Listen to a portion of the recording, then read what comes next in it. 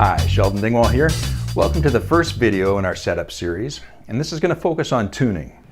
When you first install a new set of strings, the thicker strings like the B and E, which are inherently stiffer, will not be seated correctly at the bridge and nut.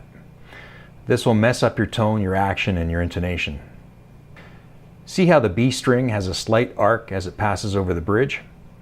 Look at the E string and the A string. They both have a sharp bend right on top of the saddle, and that's what you're looking for.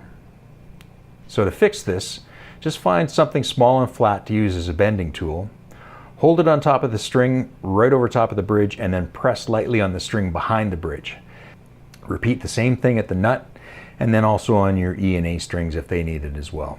Now just use a little bit of pressure to start with and check your progress. If you use too much pressure, you'll ruin the string and cause buzzing. It's better to work up to it rather than try to do it all in one hit. Now, it might not seem obvious, but how you tune your guitar affects how you set it up. So you need to tune the guitar to how you're going to be playing it before you start on your setup. And I'll show you why. To demonstrate the effects of string tension on the neck, I like to use a guitar with a whammy bar on it so that you can instantly change the string tension on all the strings. Watch what happens when I increase the tension on the strings by simulating tuning up. You can see the neck is pulled into more of a bow and the strings get further away from the frets. Likewise, if I simulate down tuning by lowering the tension on the strings, the neck straightens out and the strings get closer to the frets. Here's another thing that isn't quite so obvious, and that is gravity will affect the tuning of your bass. So watch how the tuning changes between laying flat and being in the playing position.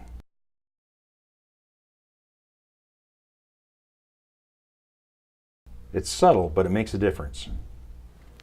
Now, this is kind of tuning 101, but it's important because there's going to be slack in the gears, there's going to be a friction point here, there's going to be another friction point, a minor one at the bridge.